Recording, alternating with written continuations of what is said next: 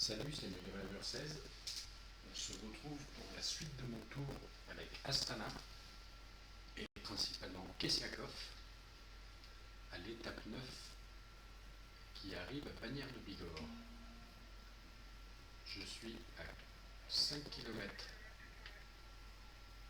du dernier sommet avant d'entamer la grande descente vers Bagnères de Bigorre et j'ai Fulsang en échappé devant avec Pozzolivo et Chavanel. Chavanel un peu largué. Je vais d'ailleurs demander à Fulsang, à qui j'ai fait marquer beaucoup de poids montagne, d'attaquer. Et moi, je passe en grand plateau avec Kesiakov. Normalement, je suis protégé par Nibali. C'est plus le cas. On va lui demander de me protéger à nouveau. C'est en cours, d'accord. Alors, Contador est reconnaissable parce qu'il a le maillot à pois.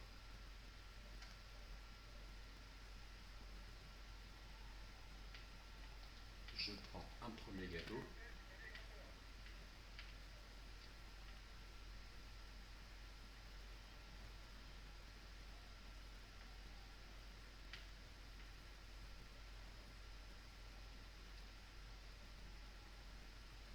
Malheureusement, c'est Pozzolivo qui est passé en tête du dernier grimpeur. Bon, tant pis.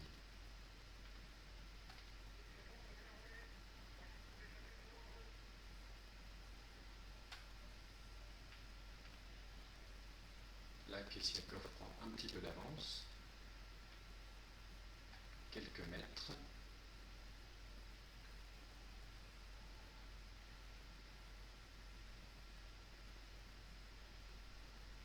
Je vais peut-être demander à Fulsang d'attaquer car c'est un très bon descendeur pour qu'il vise la victoire d'étape.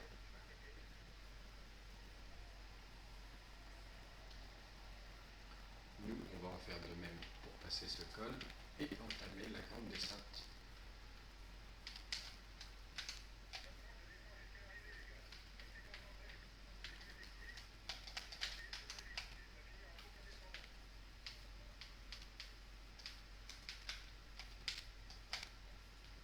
C'est vrai que le début est relativement technique. Et donc la fin se termine effectivement en faux plat descendant, d'où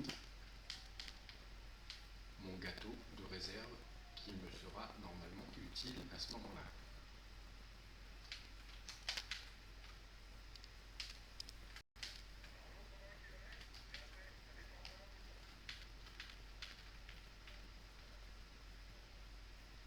Alors où est-ce qu'ils sont derrière? Ils sont à 36 secondes derrière.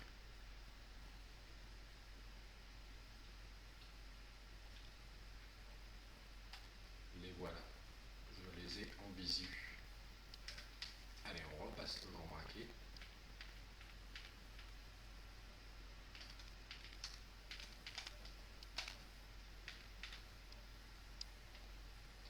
Et on y va à fond.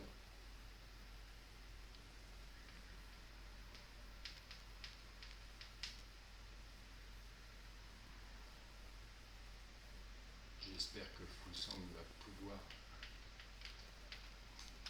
remporter la victoire d'étape.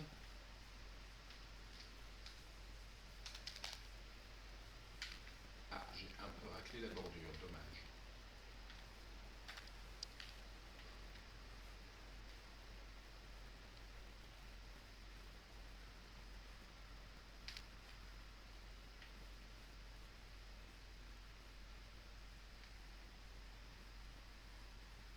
Alors, le maillot jaune, 46 secondes d'avance sur le peloton.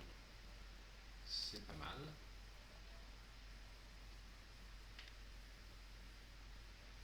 Et Chavanel, potentiellement, devrait être en capacité de revenir sur Fulsang et Pozzolivo. Mais ça n'a pas l'air d'être le cas. Il reste bloqué au-delà de 2 minutes.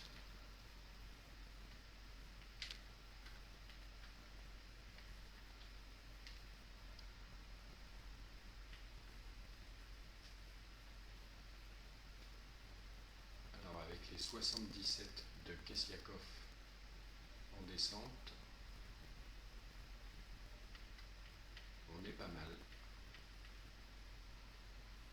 En fait, Kessiakov, il a 77 un peu partout, quoi. En montagne, en contre-la-montre et en descente.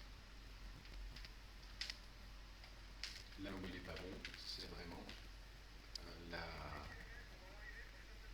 résistance et l'endurance, où il tourne autour de 70, 74 peut-être, pour une d'entre elles, et en récupération, où là, il est vraiment à la rue, puisqu'il est à 69.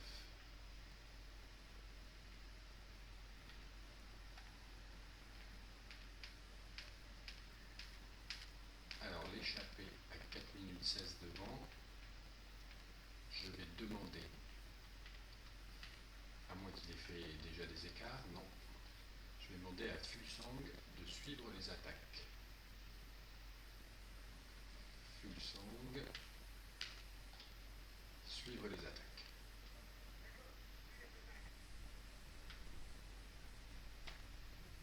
Je ne les vois toujours pas derrière, ils sont à 4,0521. Ah oui, oui, ils ont pris un petit peu. Ils ont pris encore quelques écarts, les favoris. Moi, il est temps de prendre le gâteau pour espérer pouvoir finir sans être à l'agonie.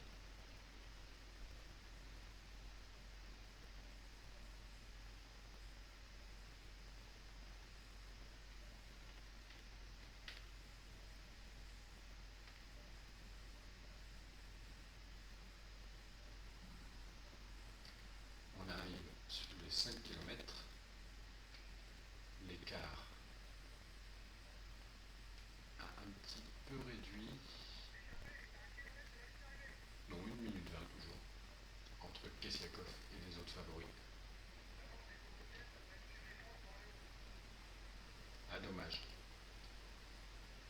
Pozzovivo s'impose devant Fulsang sur cette étape. Tant pis, ça aurait pu être un bon petit bonus. Mais Fulsang marque quand même pas mal de points montagne, ce qui est intéressant. Mais l'essentiel est sous nos yeux, à savoir Kessiakov, qui ne devait pas perdre de temps sur les favoris, particulièrement Contador, et qui va même réussir à en reprendre un peu. Et voilà, Kessiakov en finit à 3,33. Et les autres sont à 4,27. Donc on a à peu près 1 minute 10. Non, on a moins d'une minute, qu'est-ce que je dis, ils sont bien revenus sur la fin. Il y a moins d'une minute. Il y a 54 secondes de repris par Kessiakov sur les favoris. C'est toujours ça de prix.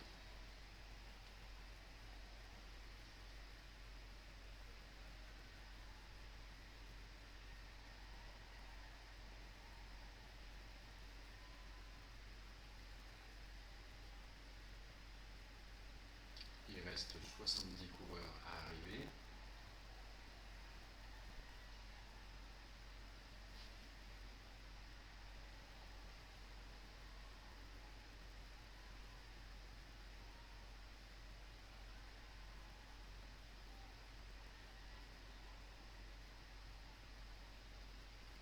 Plus que 50 coureurs et on va pouvoir voir les podiums, bien qu'il ne va pas y avoir de surprise et puis pas de podium de victoire d'étape puisque Fulsang ne fait que second. Il y aura le podium du maillot jaune. Le maillot à pois, je ne pense pas. Et rien d'autre.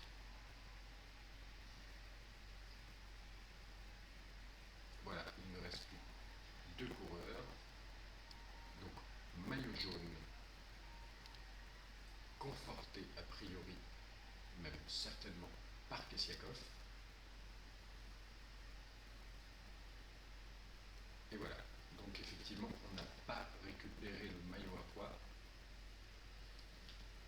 On va regarder l'étape.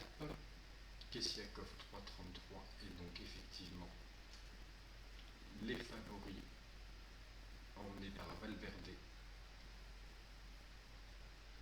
avec Contador, voilà, ça va jusqu'à Brajkovic, tout ce monde à 4,27. Qui c'est qui perd derrière? Il y a Cunego, Taramae, Esjedal, Pedro, Corbel, bref, des seconds couteaux. Et donc, si je reviens au général, Kessiakov premier avec Fuglsang deuxième à 6,49, Wiggins à 8,04, etc., etc. Une bonne opération de Fuglsang